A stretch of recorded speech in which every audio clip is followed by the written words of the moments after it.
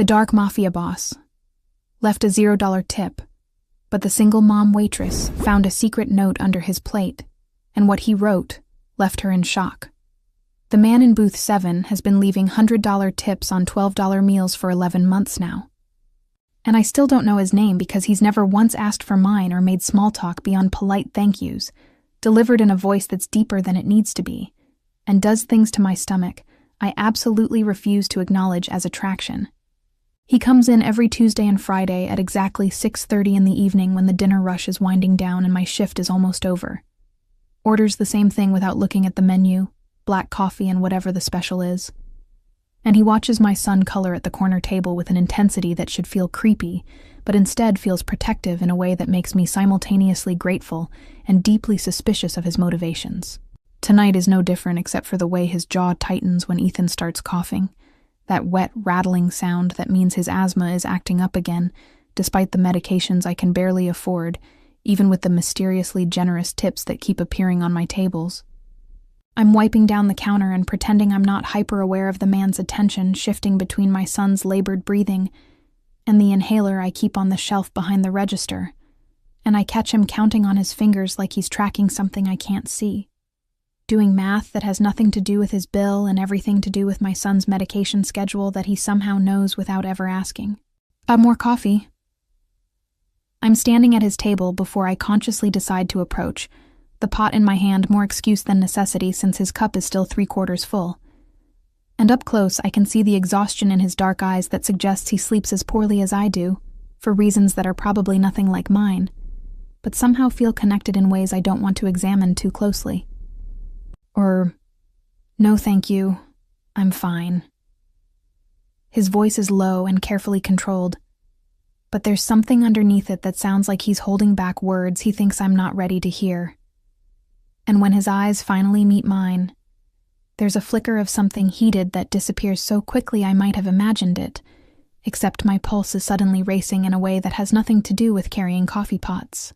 You know, most men who stare at women this intensely at least have the decency to ask for their phone number first.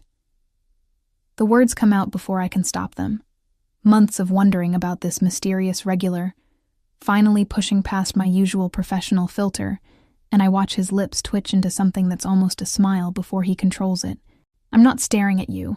I'm observing the excellent service and wondering how you manage to keep smiling when you're clearly exhausted. Observing. That's a fancy word for staring, and you do it every Tuesday and Friday like you're memorizing something. I refill his cup, even though he said he didn't want more, because my hands need something to do, besides noticing how his shoulders fill out that expensive shirt. I'm starting to think you either find me fascinating, or you're planning something that requires detailed knowledge of my routine. Maybe both. He says it so quietly, I almost miss it. And when I look at him properly, I see something vulnerable in his expression before his usual mask slides back into place. Oh, your son. He's having a bad day with the asthma. Usually it's better controlled than this, but the weather change always makes it worse. How do you know that? How do you know anything about his patterns when I've never told you and you've never asked? Because I pay attention to things that matter. And your son's health clearly matters to you, which means it matters to anyone who's been watching you try to hold your life together with determination and coffee. There's admiration in his voice that makes heat crawl up my neck. Have you considered seeing a specialist? Sometimes the standard treatments aren't enough for severe cases.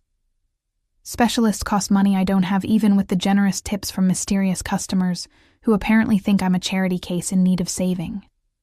You're not a charity case. You're a woman who works harder than anyone I know and deserves to be compensated fairly for excellent service and a smile that makes bad days slightly less terrible. He says it without defensiveness or apology, stating facts like they're not up for debate, and the way he's looking at me makes my skin prickle with awareness. I definitely shouldn't be feeling about a customer. That almost sounded like a compliment. Are you flirting with me after 11 months of silent observation? I'm teasing now because the alternative is acknowledging that his words affected me more than they should. Would it be inappropriate if I was... Would you prefer I keep my observations and my compliments to myself? I'd prefer you tell me your name, since you apparently know mine and my son's entire medical history. Something flickers across his face that might be regret or possibly fear, and he stands abruptly like continuing this conversation is more dangerous than I realize. I should go. I have a meeting I can't miss. He pulls out his wallet, and I watch with growing confusion as he places exact change on the table for his meal and nothing else. No tip for the first time in 11 months. Just the cost of his coffee and untouched pot roast arranged in neat bills that feel more like a message than payment. Wait, did I do something wrong? Did I offend you by flirting back or questioning the tips? I'm following him to the door because the absence of his usual generosity feels more alarming than receiving it ever did, like he's withdrawing some protection I didn't know I was depending on. You didn't do anything wrong. I'm the one who crossed lines I shouldn't have crossed by coming here in the first place. He stops with his hand on the door, not turning to face me, but speaking to his own reflection in the glass. Check under your son's placemat when you clean his table. There's something there you need to see. And Emma, for what it's worth, you're far more beautiful than you realize, and any man who had the right to flirt with you properly would be lucky beyond measure. The use of my name when I never told him, and the compliment delivered like a goodbye, make my chest tight with confusion and something dangerously close to disappointment. And then he's gone, disappearing into the parking lot and driving away in a car that's too expensive for this neighborhood but somehow suits him perfectly. Mama, why did the coffee man look sad when he left? Did you make him sad? Ethan's question from across the diner makes me realize I've been standing at the door staring after a man I don't know, like some lovesick teenager instead of a grown woman with responsibilities. No, baby. I think he made himself sad. Some people are very good at that. When I lift Ethan's placemat to clear away the crayons, I find a folded piece of paper that definitely wasn't there when I seated him, and my hands shake slightly as I open it because somehow I know whatever's written here is going to change everything. I know about the surgery. I know you can't afford it. I know the hospital hasn't told you yet that it's the only option left. Don't trust anyone who offers to help without explaining why. Call me when you're ready to hear the truth you've been avoiding. Someone who thinks your smile is worth protecting, even if you never smile at me again.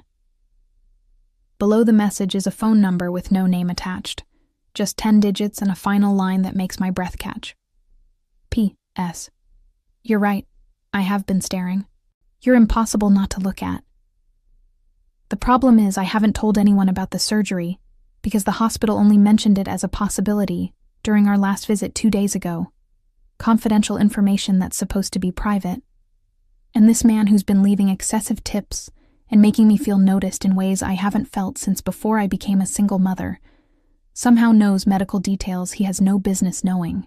That night after Ethan is asleep, I sit on my bathroom floor with the note spread on my knees and my phone in my hand, rereading that last line about being impossible not to look at and hating how much I want it to be true. The phone rings twice before a voice I recognize answers with my name. Not a question, but a statement, like he's been waiting for this call and knew exactly when I'd break down and make it. You know, most men wait until the third date before admitting they've been staring. I'm using humor to mask my fear because the alternative is falling apart completely. Most men don't spend 11 months watching a woman they have no right to want while trying to figure out how to help her without revealing why they owe her everything. His voice is rough with honesty that steals my breath. Who are you really? And what do you want from me in exchange for whatever help you're offering? My name is Dominic, and what I want is the chance to make sure your son survives what I couldn't prevent, even if it means you hate me when you learn the truth about why I've been there every Tuesday and Friday for almost a year. And the flirting, the compliments, were those part of some strategy? Or were you being honest about finding me impossible not to look at? That was me losing control of boundaries I should have maintained. That was me forgetting that I'm supposed to be fixing a mistake and not falling for the woman whose life I helped destroy. The confession is raw and unguarded. Meet me tomorrow at the address I'm about to text you. Come alone, and I'll explain everything, including why I'm the last person who should be looking at you the way I do. Chapter 2. The Meeting. The address Dominic texted leads to a coffee shop in the kind of neighborhood where everything costs 3 times what it should, and the people look like they've never had to choose between groceries and medication. And I'm hyper-aware of my secondhand jeans, and the exhaustion I can't quite hide as I push through the door into air conditioning that's set too cold for comfort. He's already there waiting at a corner table positioned so he can see both exits. And when our eyes meet across the room, I watch something flicker in his expression that might be relief, mixed with dread, that I actually showed up, despite every logical reason I had to stay home and block his number. He stands when I approach, a gesture of old-fashioned manners that feels out of place in whatever dangerous situation we're navigating. And up close, in better lighting, I can see details I missed in the dim diner. The way his dark hair has silver threading through it at the temples. The scar along his jawline that speaks to violence survived. The expensive watch that probably costs more than I make in 6 months sitting casually on his wrist like wealth is something he's so accustomed to, he doesn't even notice it anymore. You came. I wasn't entirely certain you would despite how desperately you need what I'm offering. You know, most first dates don't start with admissions of desperation. Usually there's small talk about weather or hobbies before we get to the life or death stakes. I'm using humor to mask my terror because sitting down across from a man who knows too much while looking like he walked out of a dangerous fantasy is making my pulse race for reasons that have nothing to do with fear. Is that what this is? A date? I was under the impression this was more of a negotiation with your son's life hanging in the balance. His voice carries a hint of amusement that shouldn't be attractive given the circumstances, but absolutely is. Well, you did wait 11 months to finally ask me to coffee. That's either very patient courtship or extremely delayed stalking. I haven't decided which yet. Perhaps both. I've never been good at the appropriate timeline for these things. He signals the waitress without breaking eye contact, ordering for both of us with the kind of quiet authority that suggests he's used to making decisions and having them accepted without question. You take your coffee black with 2 sugars. Your son drinks apple juice, but you water it down because pure juice is too expensive, and you haven't eaten a proper meal in 3 days because you've been giving Ethan larger portions to make sure he's getting enough nutrients.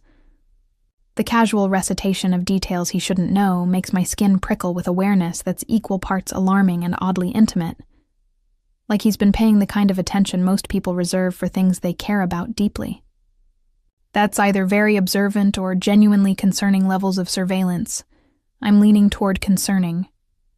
It's caring disguised as observation because actually caring would require explaining why I care, and I'm not ready to have that conversation until you've had coffee and something to eat. The waitress brings pastries I didn't order along with our drinks, and I watch Dominic push the plate toward me with an expectant look that makes it clear refusing isn't an option he's prepared to accept. I can't afford whatever fancy pastries cost here. Good thing I'm paying then. Consider it 11 months of delayed breakfast dates compressed into one morning. You're assuming there will be more dates after this one. That's very confident for someone who still hasn't told me his last name or explained how he knows confidential medical information. Castellano. My last name is Castellano, and I'm guessing from the way your face just went pale, you recognize it. I do recognize it because everyone in this city knows the Castellano family, knows they control half the legitimate businesses and probably twice as many illegitimate ones, knows they're the kind of people you don't cross unless you have a death wish or connections that run deeper than theirs. And so you're what? Mafia royalty slumming it at my diner for kicks? Or is there an actual reason someone with your family name gives a damn about a waitress and her sick kid? I'm someone who made mistakes that cost innocent people everything, and your family was caught in the fallout of decisions I made 3 years ago. His jaw tightens with tension. I can see him fighting to control. I can't undo what happened, but I can make sure your son doesn't become another casualty of my failures. What decisions? What fallout? You're being deliberately vague about something that apparently involves me and my son. Your father worked in shipping, legitimate business on the surface, but he got pulled into moving things that attracted the wrong kind of attention. Dominic leans forward, close enough that I can smell his cologne mixing with coffee.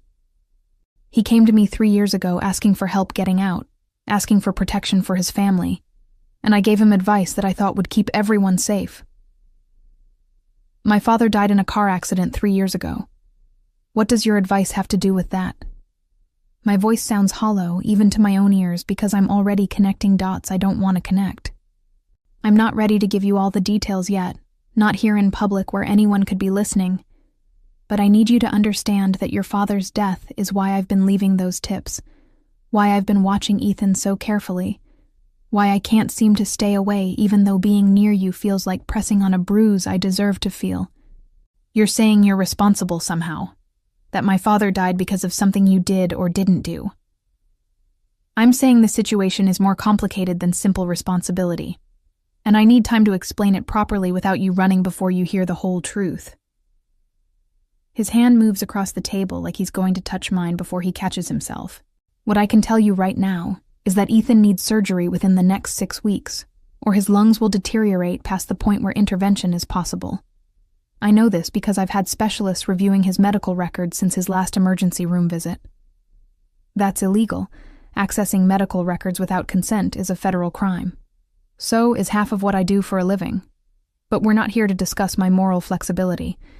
We're here to discuss how I'm going to pay for every cent of your son's treatment, and you're going to let me, because your pride isn't worth his life. The bluntness should make me angry, but instead, I find myself staring at this man who's somehow both offering salvation and admitting to crimes in the same breath. And the worst part is he's right about pride being irrelevant when measured against my son's ability to breathe. And if I accept your help, if I let you pay for the surgery and whatever else Ethan needs, what do you get out of this arrangement besides a slightly cleaner conscience? I get to see you twice a week at the diner and know that I'm doing one thing right in a life full of wrong decisions. He says it with such raw honesty that it steals my breath. I get to watch your son grow up healthy instead of attending another funeral and adding more names to the list of people I've failed. And the staring, the compliments in that note, where does that fit into your guilt-driven charity? That's me being selfish enough to want something I have no right to want. That's me spending 11 months telling myself I was just monitoring the situation, when really I was looking for excuses to be near you. His voice drops lower, intimate despite the public setting. That's me realizing that somewhere between the 5th visit and the 100th, I stopped coming to the diner out of obligation and started coming because Tuesday and Friday became the only days that felt bearable. You don't even know me. You've watched me serve coffee and wipe tables. That's not enough information to develop feelings beyond superficial attraction. I know you sing to Ethan when you think no one's listening. I know you give your dinner break food to the homeless man who sits outside even though you're barely eating enough yourself. I know you cry in your car after bad shifts, but you never let your son see you upset. He's leaning even closer now, close enough that I can see gold flecks in his dark eyes. I know you're the strongest person I've ever met, and I have absolutely no business feeling what I feel when I look at you. But 11 months of trying not to feel it hasn't made it go away. This is insane. You're offering to pay for life-saving surgery while simultaneously admitting you're attracted to me and somehow connected to my father's death. Do you understand how completely messed up this situation is? Completely. Which is why I'm giving you an out right now before things get more complicated. He pulls a business card from his wallet and slides it across the table. This is the contact information for the best pediatric pulmonologist in the country. He's expecting your call and he's been briefed on Ethan's case.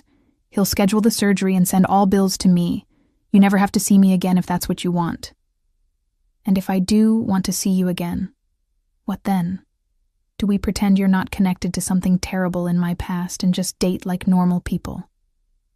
We take it one coffee at a time and see if what I'm feeling is guilt trying to disguise itself as something else, or if it's actually real despite having the worst possible origin story. You're asking me to trust you when you haven't even told me the whole truth yet. I'm asking you to let me help your son, while you decide if I'm worth trusting with anything else. And I promise that when you're ready to hear the complete truth about what happened to your father, I'll tell you everything, even knowing it might mean you'll never look at me again without hate. The waitress brings more coffee, and I watch Dominic thank her with the kind of automatic courtesy that suggests good manners are so deeply ingrained he doesn't even notice them anymore. And I'm struck by the contradiction of a man who admits to crimes while holding doors and using please and thank you like they matter. And I need time to think about this. I need to process everything you've said and figure out if accepting help from you makes me smart or stupid. Take all the time you need, but take this too. He slides a folder across the table that I hadn't noticed him carrying. Everything about Ethan's condition, treatment options, and cost breakdowns. I had my people put together a comprehensive analysis so you'd have all the information to make an informed decision. Your people, you have people who analyze sick children for you. I have people who do whatever I tell them to do. And I told them your son's health was their top priority until further notice. I open the folder and find detailed medical reports that must have cost a fortune to compile. Every specialist opinion and treatment option, laid out in language I can actually understand, and tucked in the back is a handwritten note on expensive paper.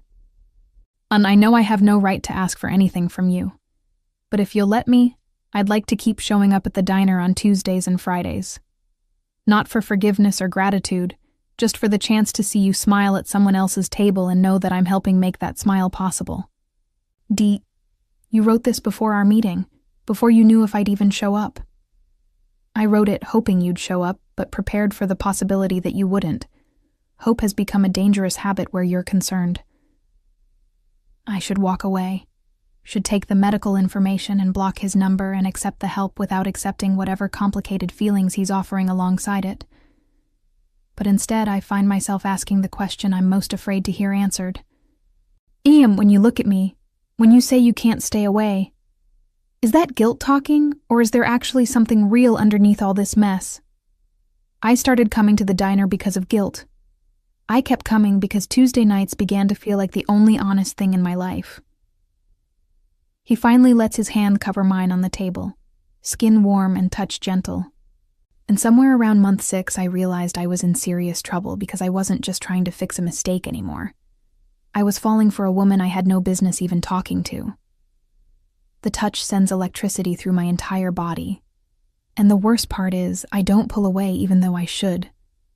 Even though this is complicated and dangerous, and probably the worst decision I could make, given everything I don't know yet.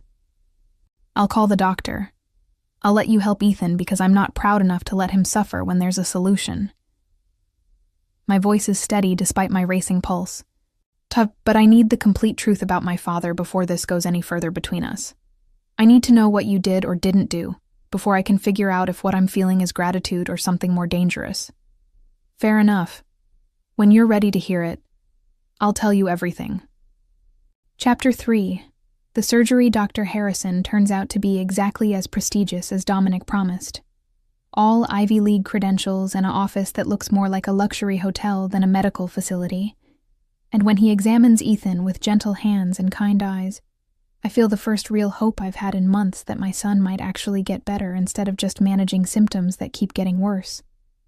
The surgery is scheduled for 3 weeks out, enough time to get Ethan's overall health optimized, but not so long that we risk further deterioration.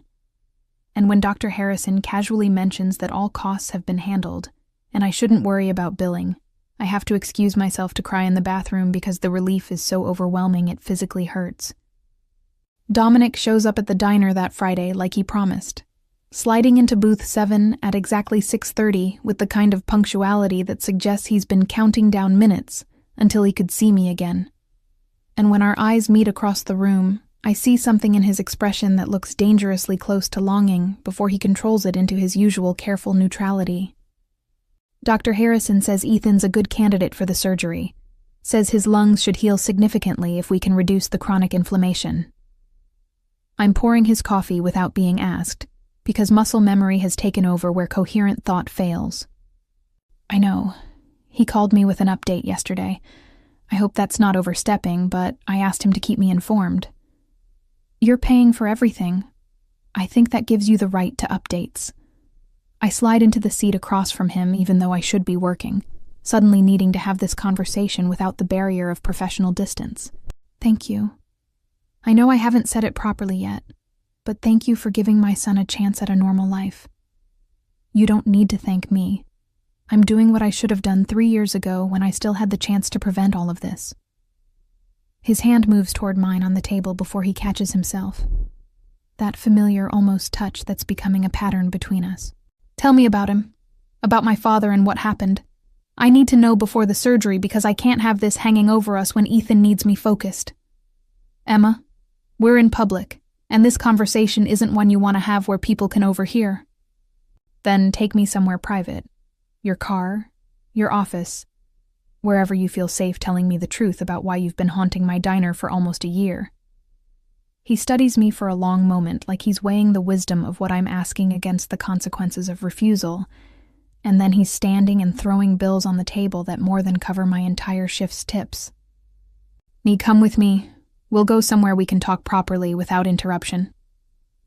His car is exactly as expensive as I expected, all leather interior and technology I don't understand, and the drive takes us to a building downtown that has his name on the directory in the lobby. His office is on the top floor with views of the entire city, and standing there surrounded by evidence of his wealth and power makes me acutely aware of the distance between our worlds that no amount of chemistry can fully bridge. Your father came to me 3 years ago because he'd gotten involved with people who were using his shipping company to move illegal goods. He didn't know what was in the containers initially, and by the time he figured it out, he was in too deep to just walk away. Dominic moves to pour us both drinks from a bar that's probably stocked with liquor that costs more than my rent.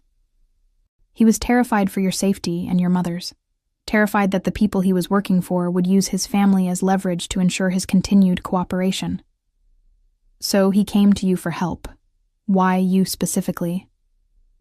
Because my family has certain capabilities that law enforcement doesn't, because I'd helped other people extract themselves from similar situations, and because he was desperate enough to trust a man with a reputation for getting things done regardless of the methods required. What did you tell him to do?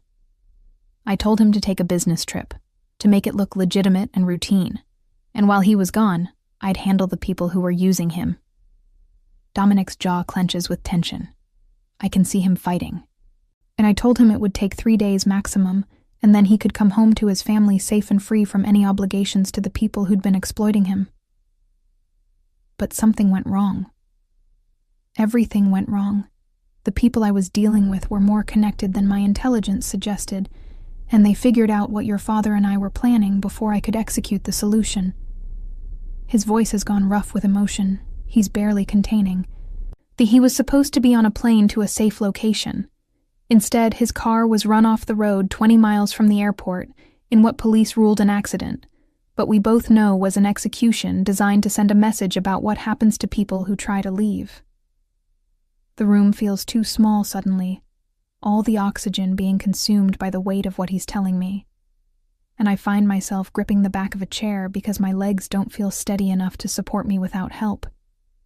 You got my father killed, your advice, your plan, it got him murdered and left my mother and me alone. Yes, and I've been trying to figure out how to live with that failure for 3 years while watching you struggle with consequences I created. Chapter 4. The Complicated Truth. Why didn't you just tell me this from the beginning? Why the elaborate charade of tips and surveillance instead of just being honest about what you'd done? Because I'm a coward who'd rather throw money at problems than face them directly. And because seeing you meant dealing with my guilt in a way that writing checks didn't require. He finally looks at me directly, all his careful control stripped away. I started coming to the diner 6 months after your father died. Told myself I just wanted to make sure you were okay. That it was simple surveillance to ensure no one else from that situation came after his family. But it became something else. It became an obsession. It became the only thing in my life that felt real instead of just performance. It became Tuesday and Friday being the days I could pretend I was something other than the man who got your father killed. And Ethan, when did you realize about his asthma? Second visit, I watched him use an inhaler and recognized the severity immediately because my younger brother had the same condition before he died from complications when he was 12. The admission comes out like it costs him something.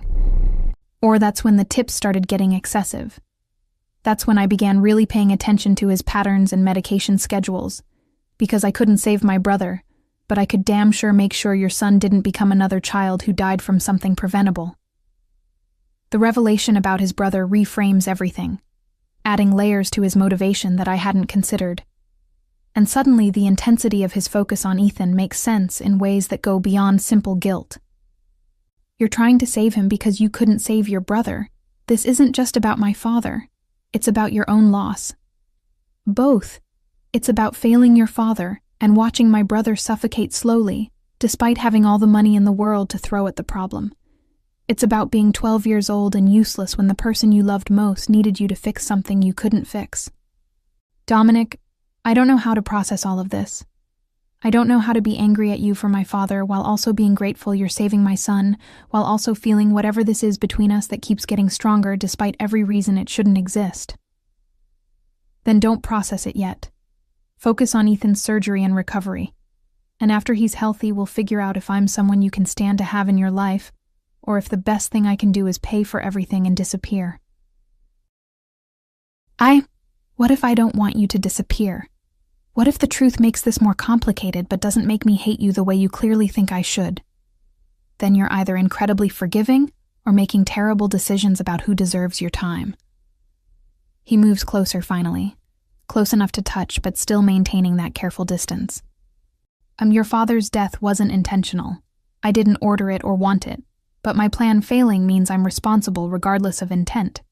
And I don't know how to be near you without feeling like I'm taking something I have no right to want. Maybe that's not your decision to make. Maybe I get to decide who I spend time with and what I'm willing to forgive. Emma, you don't understand what you'd be forgiving. You don't understand the life I live or the things I've done beyond your father's situation. Then tell me. Show me the worst part so I can make an informed decision instead of building fantasies about a man who only exists on Tuesday and Friday nights. I'm involved in businesses that operate outside the law. I've made decisions that hurt people who probably didn't deserve it.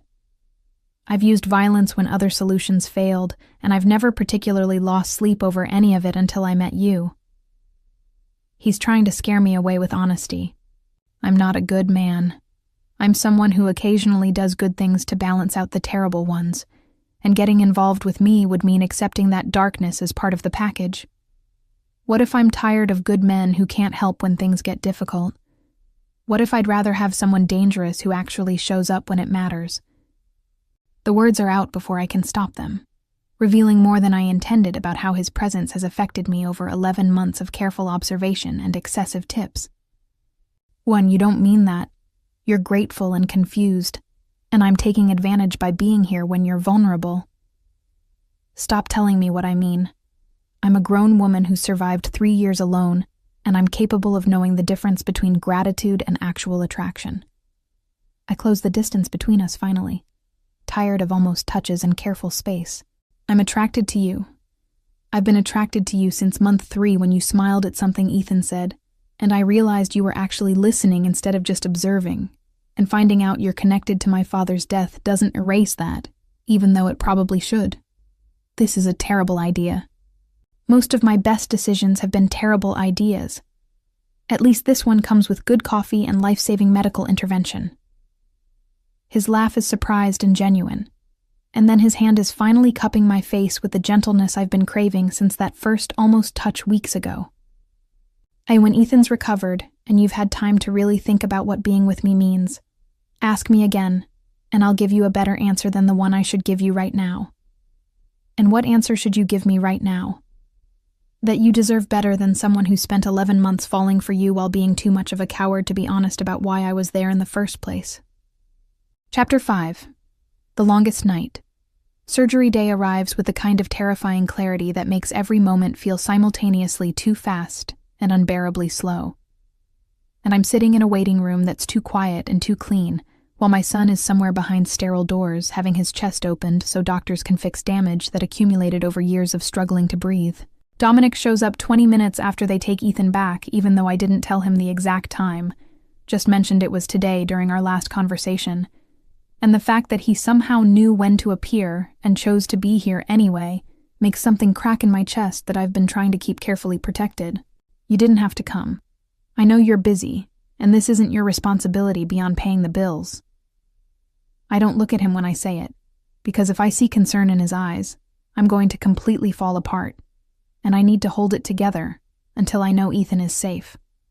I'm exactly where I need to be. Nowhere is more important than here right now. He sits in the chair beside me, instead of maintaining polite distance, close enough that our shoulders are almost touching. How are you holding up? I'm terrified and trying not to think about all the things that could go wrong, so basically I'm a mess pretending to be functional. That's the most honest answer I've heard all week. Everyone else pretends they're fine when they're clearly falling apart.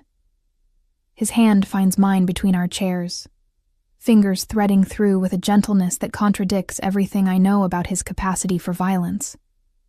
You don't have to pretend with me. You're allowed to fall apart if you need to. If I start falling apart, I won't be able to stop. I'll completely unravel, and then who's going to be strong for Ethan when he wakes up scared and in pain? Then I'll be strong for both of you until you can put yourself back together. The simplicity of the offer, the absolute certainty in his voice that he's capable of holding me up if I collapse, makes tears I've been suppressing finally spill over despite my best efforts to maintain control. He pulls me closer without hesitation, letting me cry against his shoulder while his hand strokes my back in soothing circles. And I let myself take comfort from a man who's connected to the worst thing that ever happened to me. Because right now he's also the only person who showed up when I needed someone most. I'm sorry. I'm getting tears all over your expensive suit. I have 12 more expensive suits. Ruin as many as you need to. We sit like that for over an hour, him holding me while I cycle through terror and hope and exhaustion. And somewhere in the quiet intimacy of shared waiting, I realize that what I feel for Dominic Castellano has moved far beyond gratitude or simple attraction into something deeper and more dangerous that I'm not ready to name yet. Tell me something about you that has nothing to do with my father or guilt or any of the complicated history between us. I need the distraction of conversation to keep from spiraling into worst-case scenarios. What do you want to know? Anything real? What do you do when you're not running businesses or leaving excessive tips at diners? I collect first edition books, specifically mysteries and noir fiction from the 40s and 50s. I have an entire library at my house that nobody knows about because it seems too soft for someone with my reputation. The admission comes with a slight smile. I also can't cook to save my life. I've burned water on multiple occasions, which is why I eat out constantly. You collect books and can't cook. That's surprisingly normal for someone who terrifies half the city. I contain multitudes. Most of them are terrible, but occasionally something decent sneaks through. I don't think you're terrible. I think you're complicated and carrying guilt that's making you see yourself as worse than you are. Or you're seeing me through a filter of gratitude and attraction that's making you ignore red flags you'd normally run from. Maybe both things can be true simultaneously. Maybe you're dangerous and kind, guilty and trying to make amends, complicated in ways that should scare me but somehow don't. Dr. Harrison appears in surgical scrubs before Dominic can respond, and I'm on my feet instantly with my heart in my throat while trying to read his expression for good or bad news before he even speaks. The surgery went perfectly. Ethan's lungs responded better than we expected, and the repair work should significantly improve his breathing capacity. The relief is so overwhelming I actually sway on my feet, and Dominic's hand is immediately on my elbow steadying me. He's in recovery now, and you can see him in about 30 minutes once he's more alert. Thank you. Thank you so much. I'm crying again, but this time from relief instead of fear. And when I turn to Dominic, I see his own eyes are suspiciously bright with emotion. He's trying to hide. He's okay. He's actually going to be okay. I told you he would be. Dr. Harrison doesn't fail. You were worried too. Don't pretend you weren't sitting here just as terrified as me. Completely terrified. I've been negotiating with various deities I don't believe in for the last 2 hours, just in case any of them were listening. Chapter 6. Recovery and Proximity. Ethan's recovery takes 3 days in the hospital, followed by strict bed rest at home for 2 weeks. And Dominic shows up every single day with books and games and a patience with a bored 6-year-old that surprises me given his usual intensity with everything else. I watch him read stories with different voices for each character. Watch him let Ethan win at card games that I know he's deliberately throwing.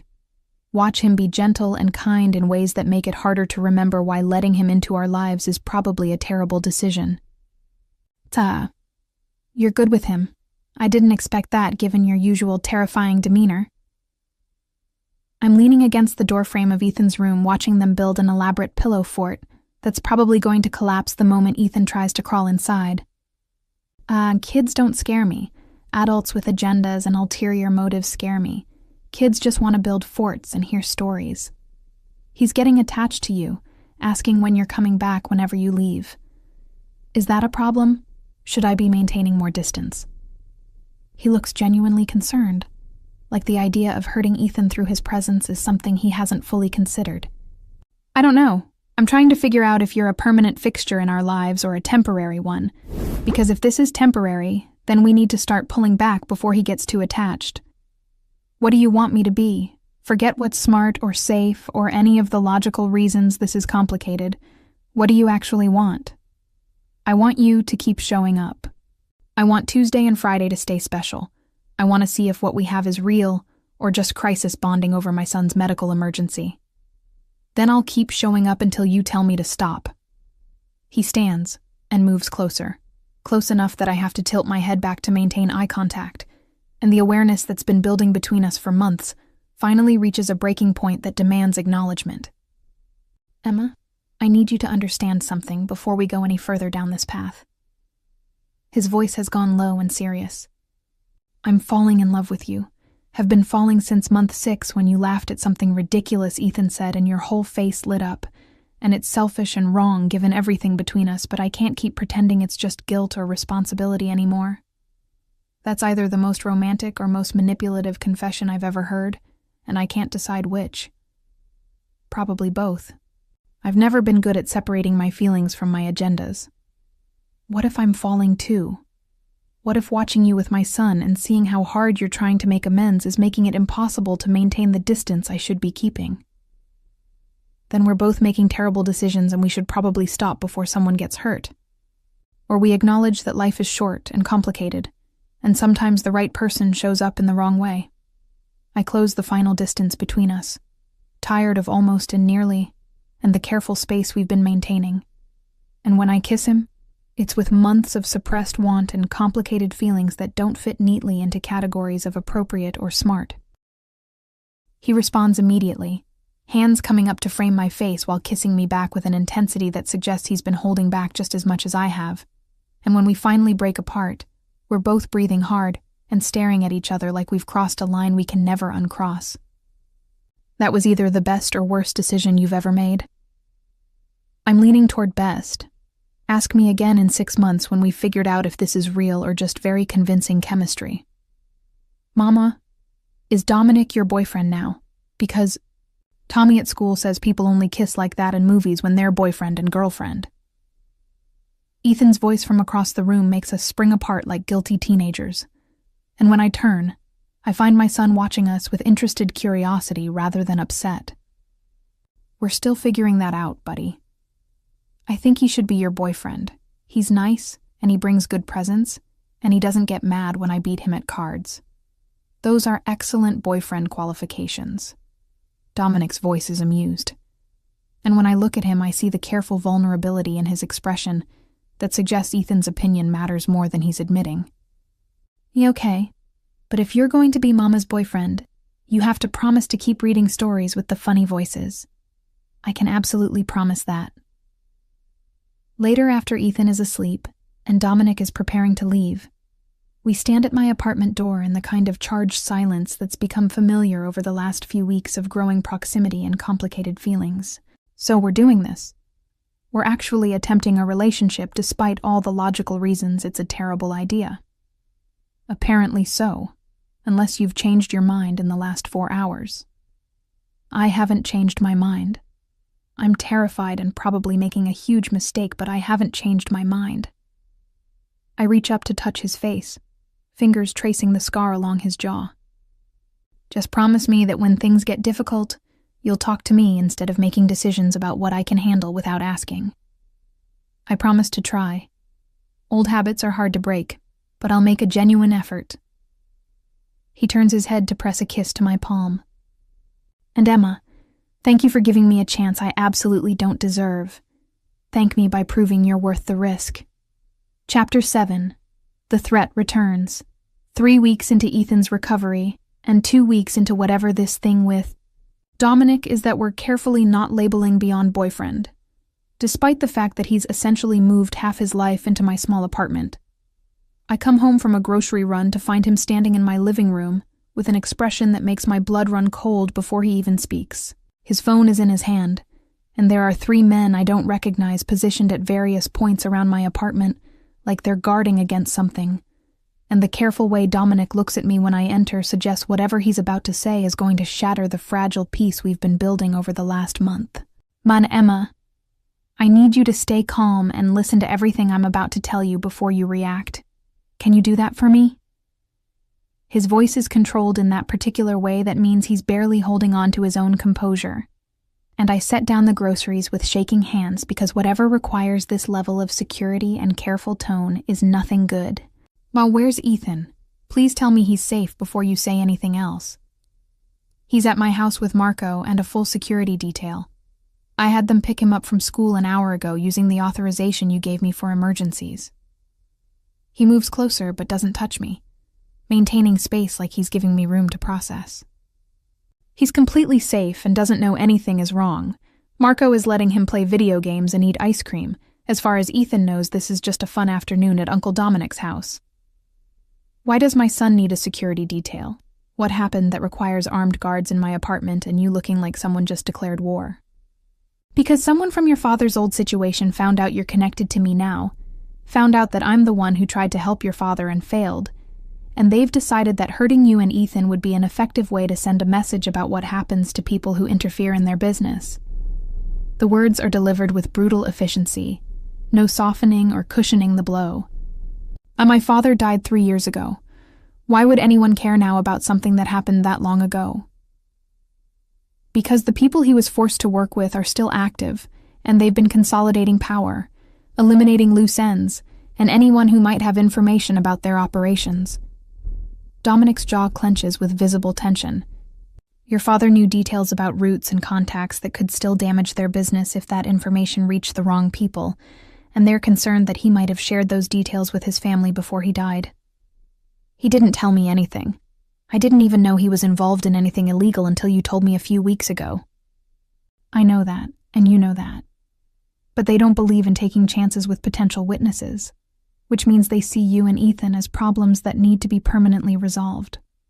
The clinical way he's describing threats to my life and my son's life makes me want to scream or cry, or possibly both. But instead, I find myself moving into logistics mode because falling apart won't keep us safe. What's the plan? How do we make sure they can't get to Ethan while also not living in fear for the rest of our lives? The plan is you and Ethan move into my house where I have security infrastructure they can't easily penetrate. And I handle the threat the way I should have handled it 3 years ago when your father first came to me. Handle it how exactly? Are we talking legal solutions or the kind that end with people disappearing? We're talking about whatever methods are necessary to ensure my family is safe. And yes, that includes options that won't involve law enforcement or courtrooms. He says it without apology or attempt to soften the reality of what he's offering. Your family. You're claiming us as yours to people who kill witnesses and eliminate threats. I claimed you the moment I fell in love with you. Everything else is just making that claim public to people who need to understand that touching either of you means declaring war on me and everything I control. And if making that claim public puts an even bigger target on us, if being openly connected to you makes us more vulnerable instead of more protected, then I'll deal with the consequences. But I'm not hiding you or pretending you're not the most important people in my life, because staying quiet didn't keep your father safe, and it won't keep you safe either. His hands finally reach for me, pulling me close with a desperation that suggests he's been restraining himself since I walked in. I need you to trust me to handle this. I need you to let me move you somewhere secure while I eliminate the threat properly this time. I'm terrified. I'm absolutely terrified that being with you is going to get my son killed the same way your advice got my father killed. The words come out harsh and cruel, but I can't take them back. Can't soften the fear that's been living in my chest since the moment I learned the truth about Dominic's connection to my father's death. I know, and you have every right to be terrified given my track record with keeping people safe. He doesn't flinch from the accusation, doesn't try to defend himself or minimize my fear. Done, but I'm asking you to trust me anyway. To believe that I've learned from my failures and that this time I won't underestimate the threat or the lengths I need to go to protect what matters. What if trust isn't enough? What if good intentions and better planning still end with me planning another funeral? Then you'll have every right to hate me for the rest of your life. But at least you'll be alive to hate me instead of dead because I was too afraid to act decisively. One of the guards by the window speaks quietly into his radio, and I watch Dominic's expression shift from vulnerable to coldly dangerous in the span of a heartbeat as he processes whatever information he's receiving. We need to move now. There's been activity near the building that suggests they're planning something tonight rather than waiting. He's already pulling me toward the door while issuing rapid orders to his security team. Emma, I need you to grab whatever you and Ethan absolutely need for the next few days. Medications, favorite toys, anything that will make staying at my house less traumatic for him. This is insane. This is completely insane. We're running from people who want to kill us because I made the mistake of getting involved with you. You made the mistake of having a father who got involved with the wrong people. I just happened to be the person who failed to protect him properly. He's moving through my apartment with efficient precision, gathering items he knows Ethan will want based on weeks of daily visits. And yes, this is insane. Welcome to my world where violence is always lurking just beneath the surface of expensive suits and polite conversation. The drive to his house is silent and tense. Security vehicles flanking us on both sides while Dominic maintains a white-knuckled grip on the steering wheel that suggests he's barely holding onto control. His house turns out to be more fortress than home. All high walls and security gates and technology that probably costs more than most people make in a lifetime. And when we pull into the garage, I see Ethan through the window playing with Marco. Like this is just another fun adventure, rather than a life-threatening crisis. And he can't know how serious this is. I don't want him scared. Marco has instructions to keep things light and normal. As far as Ethan knows, we're having an extended sleepover at my house. An extended sleepover with armed guards and security protocols. That's going to be hard to hide from a curious 6-year-old. Kids see what we show them. If we act like everything is normal, then normal is what he'll believe until we can actually make it true. Marco appears with Ethan, who immediately runs to me with the kind of enthusiasm that suggests he's been having the time of his life rather than being evacuated for his safety. Mama, Dominic's house is huge and he has a game room with every video game ever made, and Marco says we can have pizza for dinner. That sounds amazing, baby. I'm holding him tighter than necessary, breathing in the scent of his shampoo, and feeling grateful that he's too young to understand the danger we're actually in. Dominic and Marco have a quiet conversation by the door that involves serious expressions and hand gestures that suggest they're planning something I'm probably better off not knowing details about. And when Dominic returns to us, there's determination in his expression that looks simultaneously reassuring and terrifying. I need to go handle some things. Marco will stay here with you, and there are 8 other guards positioned around the property. He crouches down to Ethan's level with a gentleness that contradicts everything about the dangerous man I know he is. And take care of your mom for me. Make sure she doesn't worry too much while I'm gone. Are you going to fight bad guys like a superhero?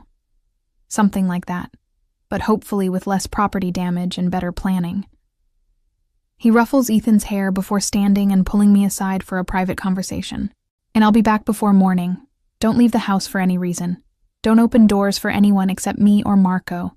And if something feels wrong, trust your instincts and get to the safe room Marco will show you. You're talking like you might not come back. I'm talking like I'm being thorough about worst-case scenarios.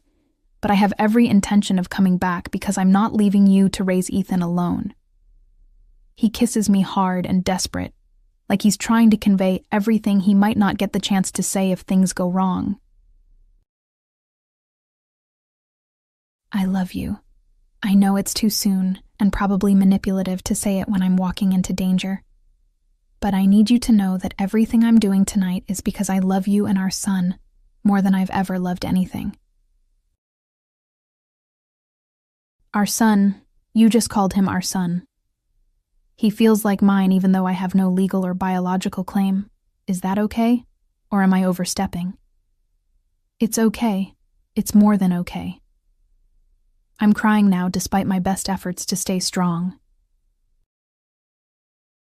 Come back to us. Come back safe so we can figure out what this family looks like when we're not constantly running from your past mistakes. I promise I'll come back, even if I have to crawl through hell to do it.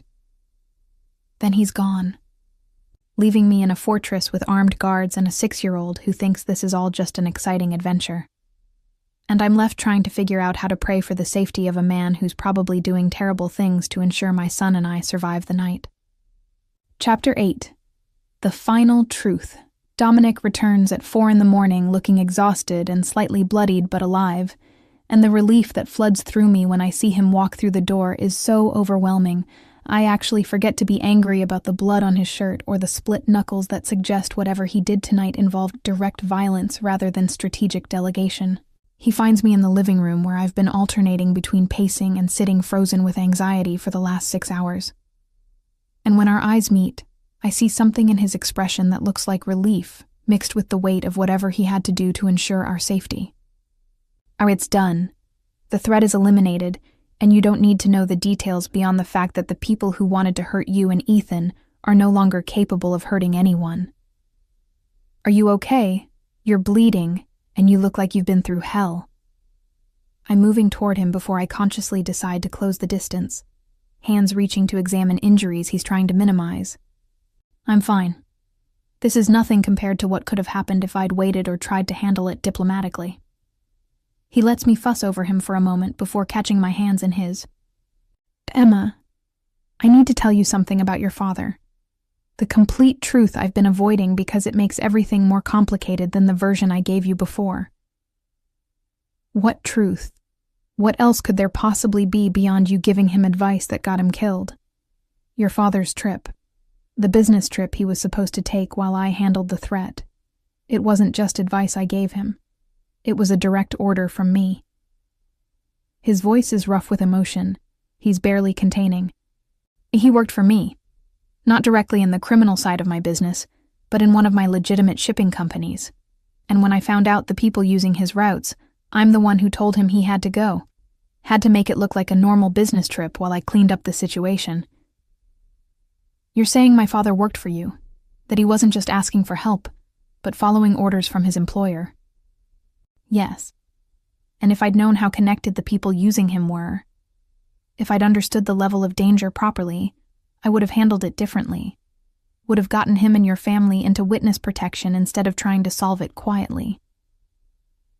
So he died following your orders, doing what his boss told him to do, instead of making his own choice about how to handle the situation. The realization makes my chest tight with complicated feelings I don't know how to process. He died because I underestimated the threat and overestimated my ability to protect everyone involved. And I've been carrying that failure for 3 years while watching you struggle with consequences I created through my arrogance. Why didn't you tell me this before? Why let me think he came to you for help instead of admitting he was following your orders? Because making myself directly responsible felt worse than just being the person who gave bad advice. Because admitting I had power over your father's choices made his death feel even more like my fault than it already did. He's looking at me with raw vulnerability. Yet I've been a coward about the complete truth, because telling you meant risking that you'd see me exactly as I am. Someone who makes decisions that get good people killed despite trying to protect them. I should be angry, should feel betrayed by this additional layer of deception. But instead, I find myself understanding the distinction he's been trying to make between direct responsibility and failure of judgment. My father trusted you enough to work for you, trusted your judgment enough to follow your orders even when it put him in danger. Yes, and I failed that trust spectacularly. But you've spent 3 years trying to make amends, spent 11 months watching over us and making sure we had what we needed, spent the last month proving you've learned from your mistakes. I move closer until we're standing toe-to-toe. I'm not saying the past doesn't matter, or that what happened to my father is okay, but I am saying that watching you with Ethan, Seeing how hard you're trying to be better than the man who made those mistakes, it makes me believe that people can actually change if they're willing to do the work. You're far more forgiving than I deserve. Maybe. Or maybe I'm just tired of carrying anger that doesn't change anything and ready to build something new with someone who actually shows up when it matters. Emma, I love you and Ethan more than I thought I was capable of loving anything, and I know I don't have the right to ask for forever when we've only been together a few weeks. But I'm asking anyway, because the thought of not having you both in my life permanently makes it hard to breathe. Is this a proposal, or just a very intense declaration of feelings? It's me being honest about what I want, even though the timing is terrible and we should probably wait longer before having this conversation. He pulls a small box from his pocket with shaking hands. This was my mother's ring. She left it to me with instructions to give it to someone who made me want to be better than what I was raised to be. And Emma, you make me want to be worthy of the trust you're placing in me despite every reason you have to walk away. Dominic, we've been together less than a month. I know. And if you need more time, I'll wait as long as it takes. But I needed you to know that this isn't casual for me. That when I say you and Ethan are my family, I mean it with every part of myself. Ask me properly. Get on your knee and ask me like you mean it. He drops to one knee right there in his living room at 4 a.m. with blood still on his shirt and exhaustion written across his features. And when he opens the box, I see a ring that's elegant and understated. Exactly what I would have chosen for myself if he'd asked. Emma, will you marry me and let me spend the rest of my life proving that I'm worthy of you and Ethan? Will you give me the chance to be the father he deserves and the partner you need? Will you let me love you both properly instead of from a distance filled with guilt and regret? Yes, but with conditions. And name them. I'll agree to anything. We do therapy together to work through the complicated history and make sure we're building something healthy instead of just trauma bonding. We tell Ethan the truth about my father when he's old enough to understand. And you promise that when things get difficult, you talk to me instead of making decisions alone about what I can handle. Done. All of it. Anything else? Love us loudly, publicly, without shame or hesitation. I want everyone to know we're yours and you're ours. That's the easiest promise I've ever made. He slides the ring on my finger and stands, pulling me into a kiss that tastes like relief and hope and new beginnings built on honest foundations. Epilogue. 6 months later. The diner closes 6 months after the proposal, because I don't need to work double shifts anymore when I'm married to a man who insists on taking care of everything. But we still visit every Tuesday and Friday for dinner, because some traditions are worth keeping even when circumstances change. Ethan is thriving with healthy lungs and a father who shows up for every school event and bedtime story. And watching Dominic be the dad my son deserves makes me fall in love with him all over again every single day. We're sitting in booth 7 when Dominic pulls out his wallet to pay the check, and I watch him deliberately place exact change on the table with no tip, just like that night 11 months ago that changed everything between us. No tip. Are you trying to send a message? The message is, I don't need to leave excessive tips anymore because I already have everything I want. He reaches across the table to take my hand, thumb stroking over the ring that's become as familiar as breathing. I found my family, my purpose, my reason to be better than what I was. So the tips are obsolete. That's very sweet, but you should probably still tip our server, because she just brought us excellent service. Fine, but only because you asked nicely. He adds bills to the table with a smile that's genuine and unguarded. Ethan looks up from his coloring with chocolate on his face and complete contentment in his expression. Well, Daddy, can we come back here next Tuesday, too? Absolutely. Every Tuesday and Friday for as long as you want. And sitting there in the booth where everything started, watching my husband and son plan next week's diner visit with enthusiasm, I realized that sometimes the most broken beginnings lead to the strongest foundations, and love built on truth and hard-won trust is worth every complicated step it took to get here. The end.